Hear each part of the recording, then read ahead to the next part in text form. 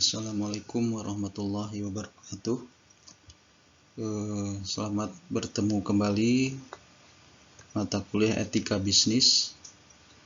Pada hari ini kita akan membahas materi tentang periklanan dan etika.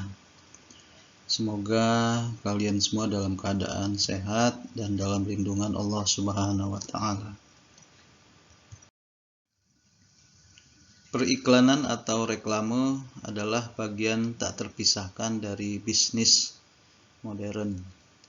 Di Amerika dan Inggris, iklan disebut dengan advertisement, sementara di Prancis disebut reklame. Artiannya meneriakkan sesuatu secara berulang-ulang. Di setiap negara tentunya memiliki istilah sendiri mengenai iklan. Kalau di Indonesia namanya iklan. Nah, ini pada dasarnya yaitu sama, mentransfer pikiran dan gagasan kepada orang lain.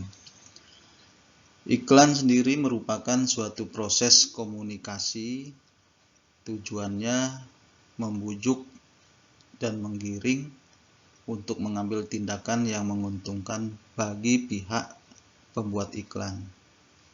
Nah, iklan juga bisa didefinisikan sebagai komunikasi untuk menjual pesan-pesan persuasif dari sponsor yang jelas untuk mempengaruhi orang membeli produk dengan membayar sejumlah biaya untuk media.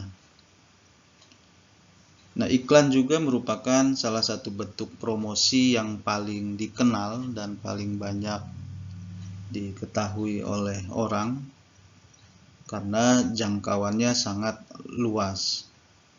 Nah, iklan merupakan suatu bentuk promosi yang sangat penting bagi perusahaan yang memproduksi barang ataupun jasa yang ditujukan kepada masyarakat luas. Nah, iklan tentunya melibatkan media-media massa seperti televisi, radio, koran, majalah. Sekarang sudah media sosial yaitu Facebook, Instagram, dan lain sebagainya. Nah, itu terlibatnya media-media dalam periklanan. Permasalahan periklanan, pertama, iklan-iklan yang setiap hari secara massal dan intensif disajikan kepada masyarakat pada umumnya tidak mendidik, tapi justru menyebarluaskan selera rendah. Yang kedua, periklanan memamerkan suatu suasana hedonistis dan materialistis. Yang ketiga, periklanan mendorong masyarakat menjadi konsumerisme. Nah, yang dimaksud dengan konsumerisme di sini adalah seluruh suatu paham atau gaya hidup ya, suatu paham atau gaya hidup yang menganggap barang-barang mewah sebagai ukuran kebahagiaan ataupun kesenangan, bahkan ukuran kesuksesan dalam hidup. Nah, contohnya perilaku konsumerisme ini contohnya adalah penggunaan gadget atau HP, gadget ya, kendaraan, fashion, pergaulan, dan lain sebagainya.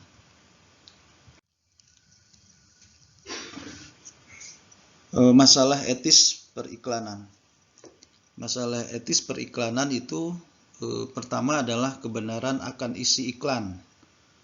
Mengatakan yang benar merupakan salah satu kewajiban etis yang penting. Rupanya dalam iklan kewajiban ini kerap kali tidak digubris. Nah, ini artinya isi daripada iklan tersebut. Nah, sering kalian perhatikan iklan-iklan sekarang di media televisi. Nah, itu isinya kadang-kadang kurang baik ya, tidak baik untuk anak-anak ataupun isinya kurang berkenan ya. Yang kedua, memanipulasi publik. Nah, memanipulasi orang lain baik dengan periklanan atau dengan cara apapun jelas merupakan pelanggaran terhadap etika atau prinsip etika. Definisi periklanan menurut AMA, American Marketing Association, mengungkapkan bahwa iklan merupakan sebuah proses dalam menyampaikan dan memperkenalkan ide, gagasan, dan pelayanan yang memiliki sifat non-personal yang berasal dari sponsor. Sedangkan menurut masyarakat periklanan Indonesia, iklan merupakan bentuk pesan mengenai barang dan jasa yang di-deliver melalui media periklanan yang disasar kepada sebagian maupun seluruh masyarakat. Isi pesan tersebut dapat berupa informasi mengenai produk atau merek perusahaan bila berkaitan dengan pemasaran. Nah, pengertian iklan menurut Kotler, ini segala penyampaian secara tidak personal mengenai promosi, ide, produk dari sponsor yang membutuhkan pembayaran. Sedangkan menurut Griffin dan Abbott, periklanan adalah komunikasi non-personal yang dipakai dalam melakukan identifikasi sponsor atau memberikan informasi kepada audiens mengenai suatu produk. Sedangkan menurut M. Suyanto, periklanan merupakan penggunaan media bauran oleh penjual untuk mengkomunikasikan informasi persuasif tentang produk, jasa, ataupun organisasi dan merupakan alat promosi yang kuat. Nah, itu definisi periklanan menurut beberapa ahli. Fungsi periklanan di sini ada dua, fungsi informatif dan fungsi persuasif. Nah, fungsi informatif ini merupakan fungsi iklan yang bertujuan untuk memberikan informasi.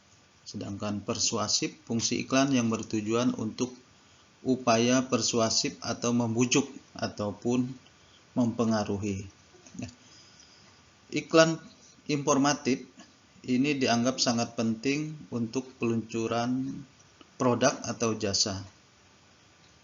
Tujuan daripada iklan informatif itu untuk merangsang permintaan, ya, untuk merangsang permintaan suatu produk.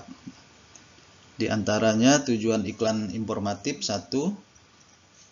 Menginformasikan pasar mengenai keberadaan produk atau jasa. Yang kedua, memperkenalkan cara pemakaian baru dari suatu produk tertentu. Terus menyampaikan perubahan harga, menjelaskan kerja suatu produk, menginformasikan jasa-jasa yang disediakan lembaga. Terus membangun citra perusahaan.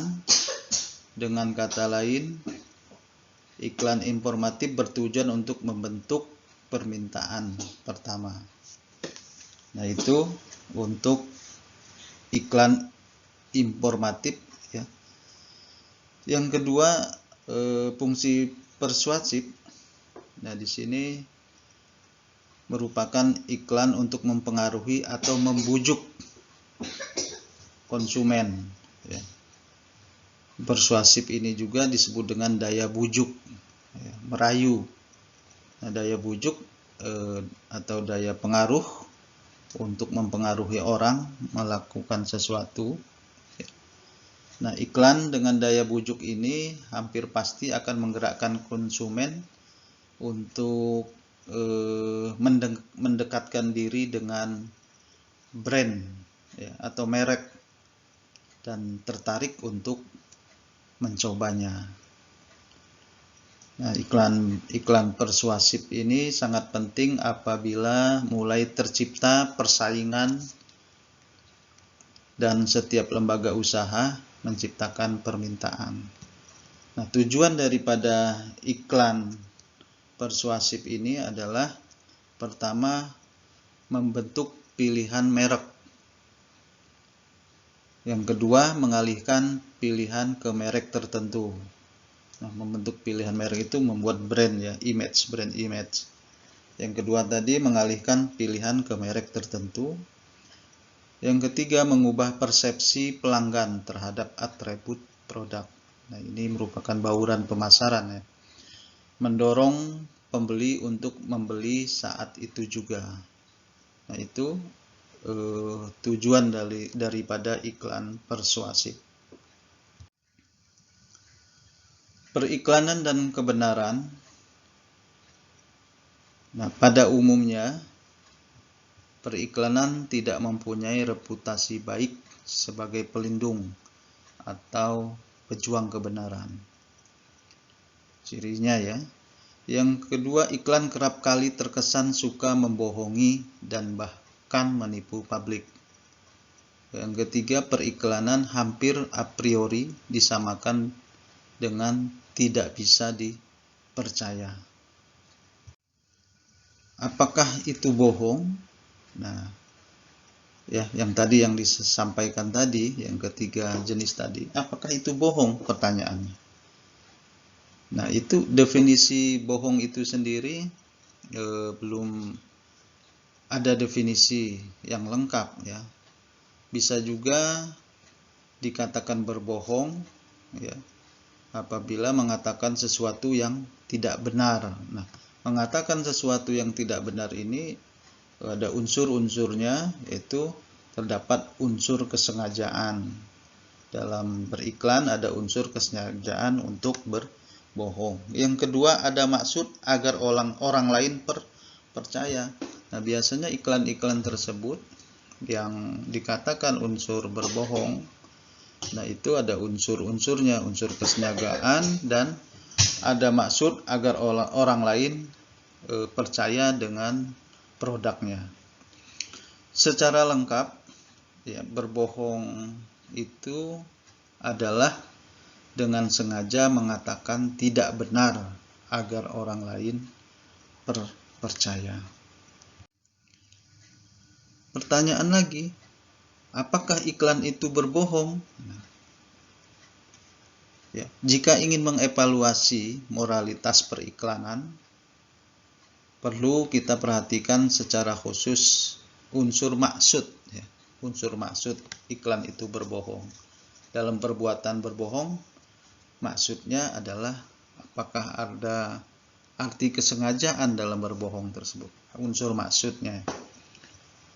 Yang kedua, bisa saja iklan sesuatu yang tidak benar, tapi dalam hal ini tidak ada kesengajaan.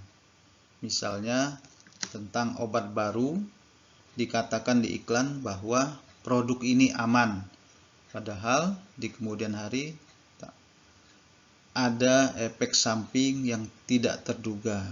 Nah, iklan itu tidak berbohong karena tidak sengaja mengatakan sesuatu yang tidak benar. Nah, hal ini jarang sekali akan terjadi. Dalam konteks periklanan, yang lebih penting adalah maksud dalam arti yang kedua, yaitu maksud agar orang lain percaya. Nah, unsur informasi harus selalu benar karena informasi selalu diberikan agar orang percaya. Misalnya maksud agar orang lain percaya ya, ada unsur informasinya. Misalnya bahwa madu adalah madu asli, tidak dicampur gula. Nah, ini unsur informasi harus selalu benar ya. Yang kedua, bahwa rumah itu terletak di daerah bebas banjir. Yang ketiga, bahwa cuci cetak foto selesai dalam 1 jam. Nah, ini mengandung unsur-unsur informasi yang selalu benar. Nah, informasi ini ya diberikan agar orang percaya. Nah, kalau unsur promosi, iklan merayu konsumen atau mengiming-imingi calon pembeli, contohnya komputer kami tidak ada duanya, atau handphone kami yang paling bagus, atau di sini ada bintang segala bir, ataupun makin pede aja. Nah, banyak sekali unsur-unsur informasi untuk merayu konsumen, iklan untuk merayu konsumen. Kalau kita perhatikan iklan-iklan di televisi, itu sangat banyak yang mengiming-imingi calon pembeli untuk merayu konsumennya. Nah, contoh ada iklan yang tidak etis.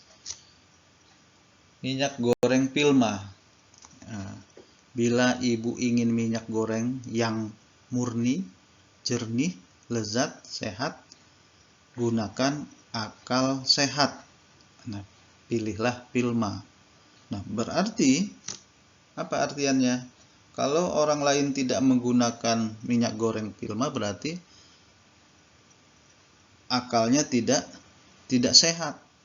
Nah, ini iklan yang tidak etis. Nah, ini sering banyak sekali iklan-iklan yang seperti ini. Manipulasi dengan periklanan. Apa yang dimaksud dengan manipulasi? Manipulasi adalah mempengaruhi kemauan orang lain sedemikian rupa sehingga ia menghendaki atau menginginkan sesuatu yang sebenarnya tidak dipilih oleh orang itu sendiri. Contohnya, iklan kosmetik selalu berusaha menciptakan suatu suasana romantis yang khas dan hasil riasan yang sempurna dan menawan sehingga menggiurkan untuk publik konsumen. Cara manipulatif dalam periklanan itu ada dua. Pertama, subliminal advertising. Nah, maksudnya adalah teknik periklanan yang sekilas menyampaikan suatu pesan dengan begitu cepat sehingga tidak dipersepsikan dengan sadar, tapi tinggal di bawah ambang kesadaran. Nah, teknik ini bisa dipakai di bidang visual maupun audio. Contohnya dalam sebuah bioskop ya, di New Jersey yang menyisipkan sebuah pesan dalam film yang isinya lapar, makan popcorn. Dan konon waktu istirahat popcorn jauh lebih laris dari biasa. Terus dalam film juga ada si aktor jelas-jelas minum Coca-Cola. Nah, itu merupakan subliminal advertising. Contohnya. Terus yang kedua, cara manipulatifnya yaitu iklan ditujukan ke anak. Nah, iklan seperti ini dianggap kurang etis karena anak mudah dimanipulasi dan dipermainkan. Iklan yang ditujukan langsung kepada anak tidak bisa dinilai lain daripada manipulasi saja, dan karena itu harus ditolak sebagai tidak etis. Contoh, iklan rokok yang ditujukan kepada remaja. Pengontrolan terhadap iklan. Nah, pengontrolan terhadap iklan ini dalam bisnis periklanan tentunya perlu adanya kontrol yang tepat, ya, yang dapat mengimbangi kerawanan dalam bisnis periklanan. Pengontrolan ini harus dijalankan dengan 3 cara, yaitu pertama, kontrol oleh pemerintah, kontrol oleh para pengiklan, dan kontrol oleh masyarakat. Nah, kontrol oleh pemerintah, nah ini tugas penting bagi pemerintahan untuk mengontrol periklanan-periklanan yang beredar di media massa, televisi, media sosial dan lain sebagainya. Nah, ini tentunya pemerintah harus melindungi masyarakat ya ataupun konsumen terhadap keganasan periklanan. Nah, di Indonesia iklan diawasi oleh Direktorat Jenderal Pengawasan Obat, Makanan, ya, Departemen Kesehatan, ataupun periklanan. Yang kedua, kontrol oleh para pengiklan. Nah, kontrol oleh para pengiklanan ini adalah untuk menanggulangi masalah etis tentang periklanan, yaitu merupakan regulasi ya, regulasi iklan, regulasi diri, tentunya regulasi dunia periklanan. Nah, biasanya kontrol ini dilakukan dengan menyusun sebuah kode etik, norma atau pedoman ya, pedoman tentang periklanan. Nah, ini biasanya oleh asosiasi biro periklanan. Nah, itu di Indonesia pengawasan untuk periklanan itu bisa juga pengawasan kode etik, yaitu Komisi Periklanan Indonesia. Terus yang ketiga, kontrol oleh masyarakat. Kontrol oleh masyarakat ini harus diikut sertakan dalam mengawasi mutu periklanan ya. Tentunya dengan menggalakkan lembaga-lembaga konsumen, yaitu YLKI ya, Yayasan Lembaga Konsumen Indonesia.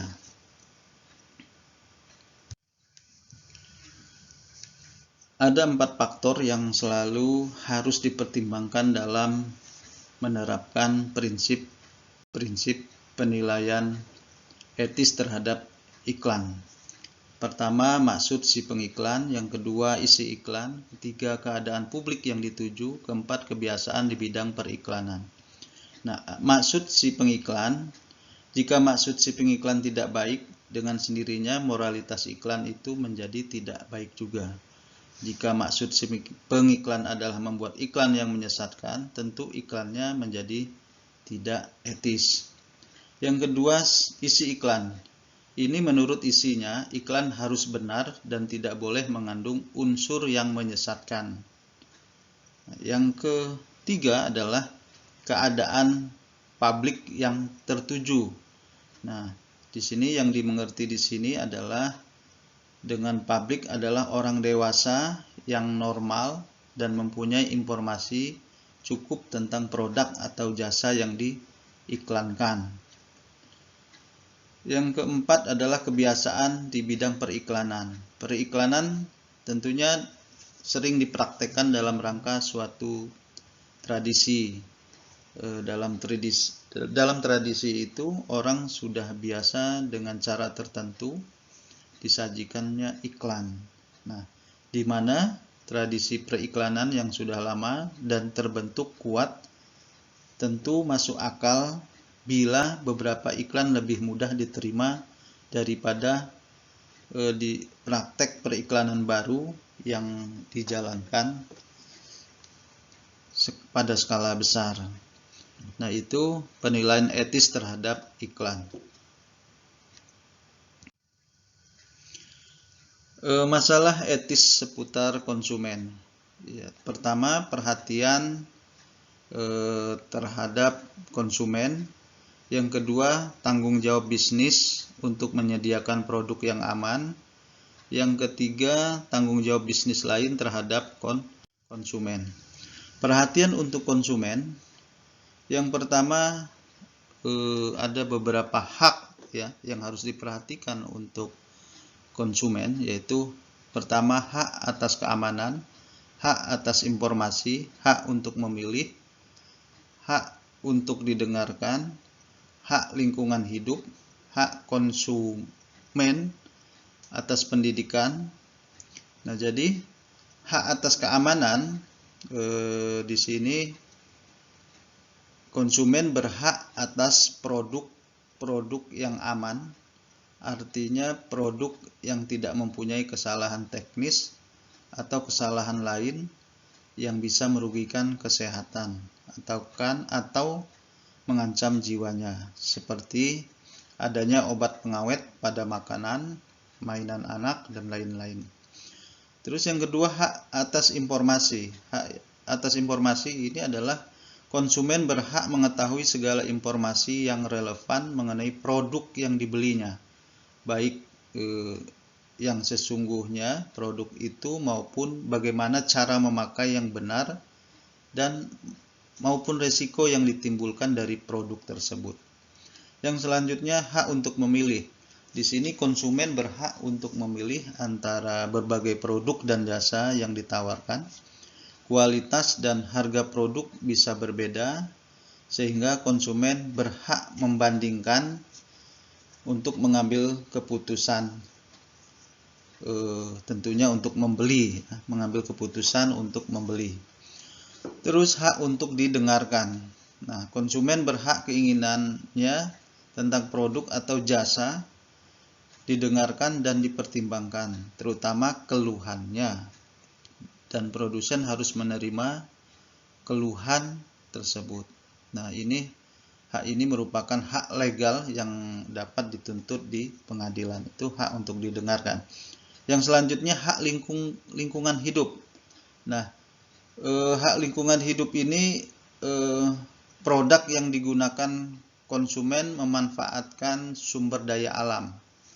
Konsumen berhak bahwa produk dibuat sedemikian rupa sehingga tidak mengganggu lingkungan atau merugikan keberlanjutan proses alam. Terus hak konsumen atas pendidikan.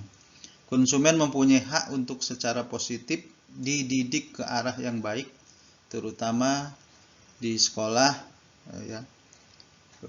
adanya melalui media massa. Masyarakat harus dipersiapkan menjadi konsumen yang kritis dan sadar akan haknya. Sekarang adalah tanggung jawab bisnis untuk menyediakan produk yang aman. Tanggung jawab ini merupakan kerugian konsumen sebagai akibat dari pemakaian produk tertentu menjadi tanggung jawab produsen. Nah, ini yang ada 3 pandangan dasar teoritis tentang tanggung jawab bisnis untuk menyediakan produk yang aman. Yang pertama, teori kontrak. Teori kontrak ini menurut pandangannya bahwa hubungan antara produsen dan konsumen sebaiknya dilihat sebagai semacam kontrak dan kewajiban produsen terhadap konsumen didasarkan atas kontrak. Jika konsumen membeli sebuah produk, ia seolah-olah mengadakan kontrak dengan perusahaan yang menjual produk tersebut. Nah, transaksi jual beli harus dijalankan sesuai dengan apa yang tertera dalam kontrak itu. Dan hak pembeli maupun kewajiban penjual memperoleh dasarnya dari apa yang tertera. Agar kontrak tersebut menjadi sah, kontrak harus memenuhi beberapa syarat. Nah, syaratnya 1, kedua belah pihak harus mengetahui betul baik arti kontrak maupun sifat produk. Yang kedua, kedua belah pihak juga harus melukiskan dengan benar atau menggambarkan dengan benar fakta yang menjadi objek kontrak.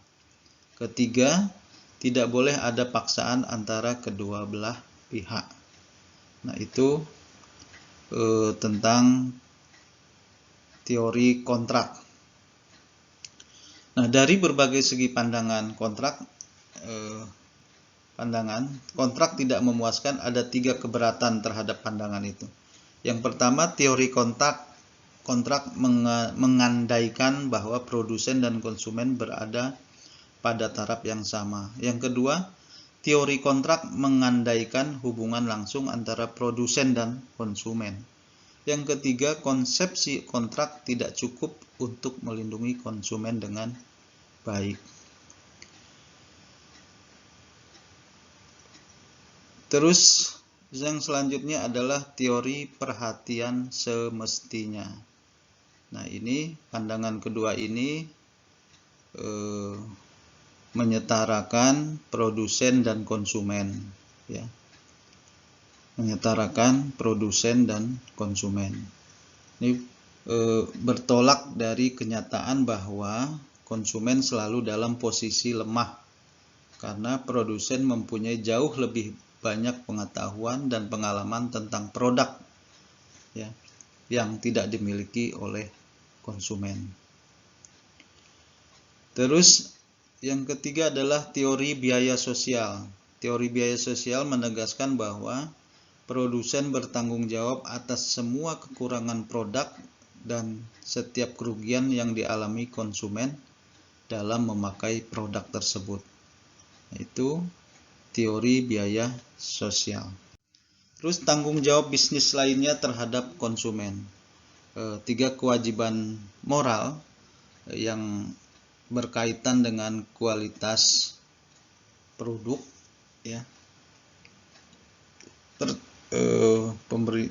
Pertama adalah kualitas produk. Nah, kualitas produk ini harus sesuai dengan apa yang dijanjikan oleh produsen, tentunya melalui iklan atau informasi lainnya, ya.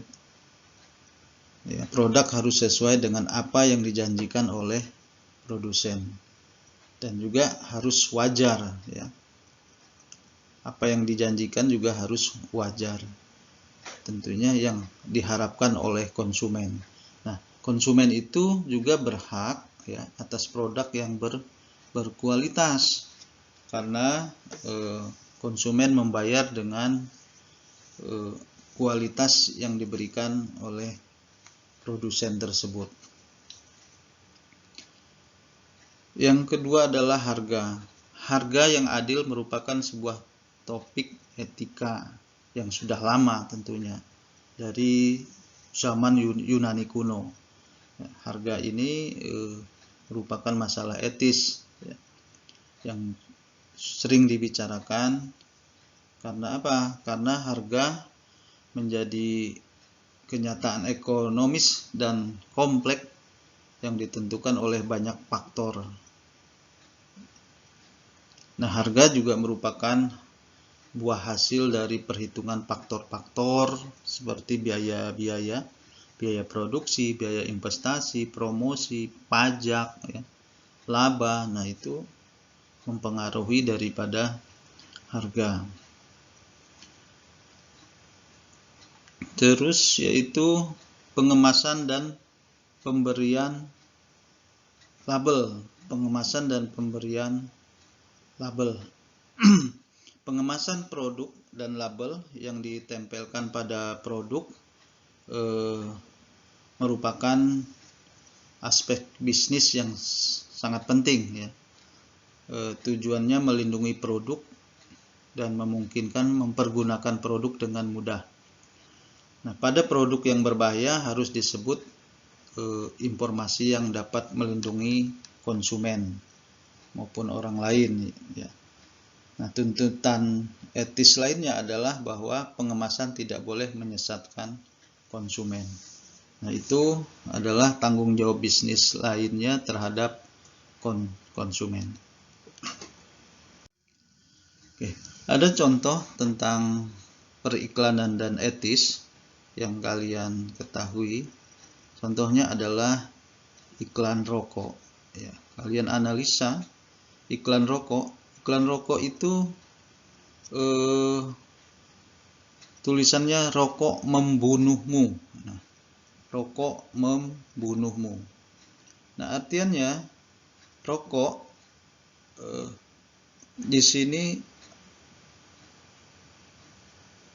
terdapat masalah etika dalam periklanan, bahwa slogannya iklan rokok membunuhmu. Itu terdapat masalah etika dalam periklanan, yaitu pelanggaran etika iklan rokok.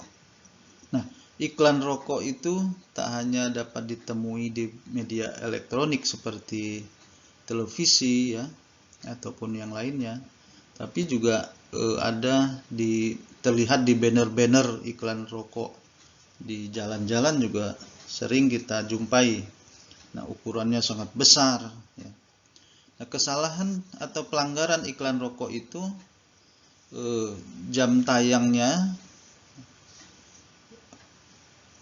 itu mempengaruhi, ada dampaknya pada jam tayang itu, berdampak mempengaruhi anak-anak dan remaja ya.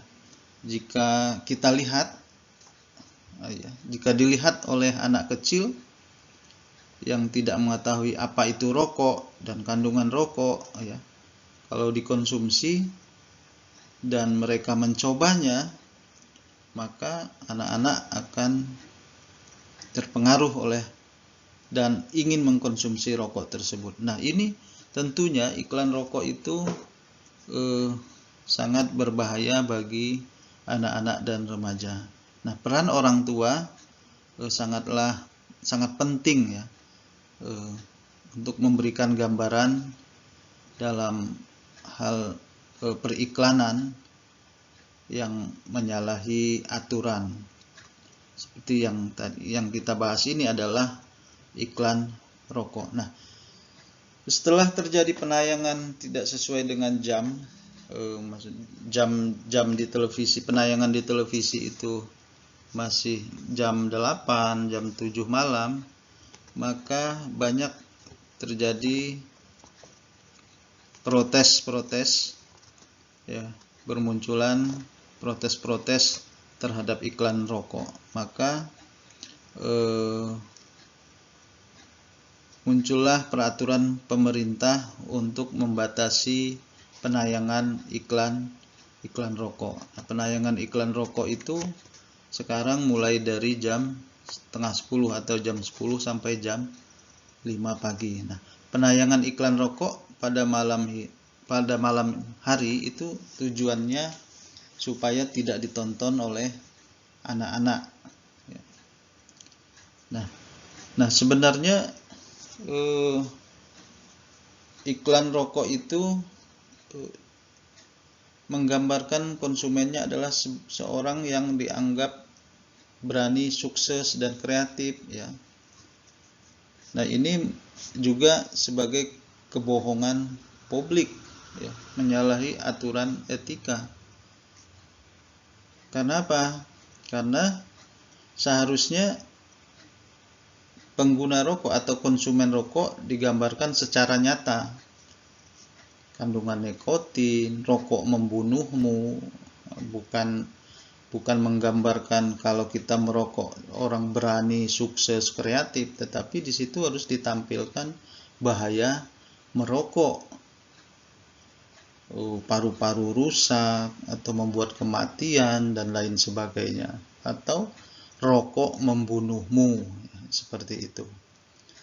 Nah, itu yang terjadi, bahwa iklan rokok membunuhmu itu melanggar etika periklanan, karena isinya bahwa rokok itu bisa membuat kalau kita merokok, kalau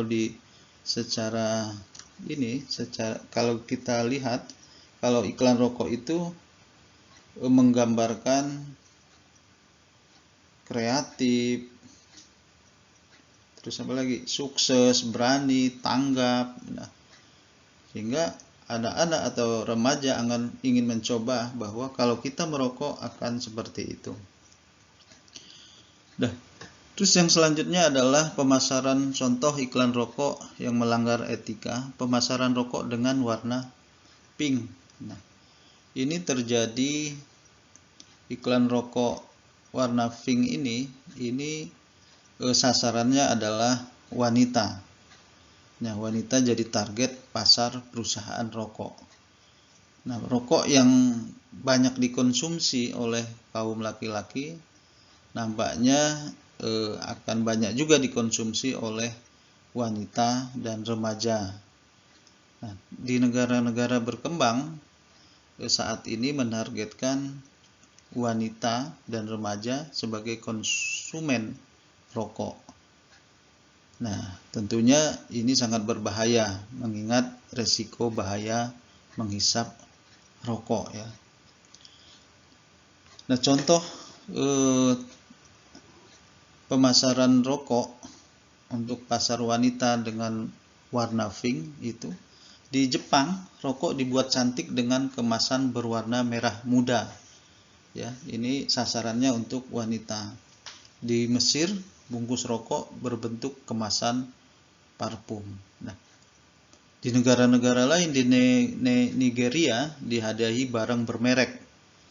Nah, sehingga ini sasaran konsumennya adalah wanita, tentunya menggiurkan wanita untuk menjadi perokok, padahal rokok itu adalah membunuhmu, merugikan ke kesehatan. Nah, ini perlu kalian perhatikan. Contohnya itu iklan rokok. Banyak sekali contoh-contoh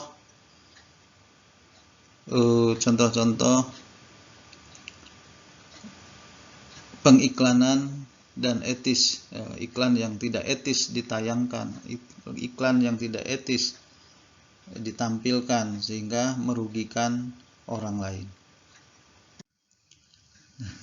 Itu yang dapat kami sampaikan tentang etika bisnis dalam periklanan dan etika. Semoga apa yang saya sampaikan bermanfaat. Saya tutup dengan bacaan alhamdulillah. Wassalamualaikum warahmatullahi wabarakatuh.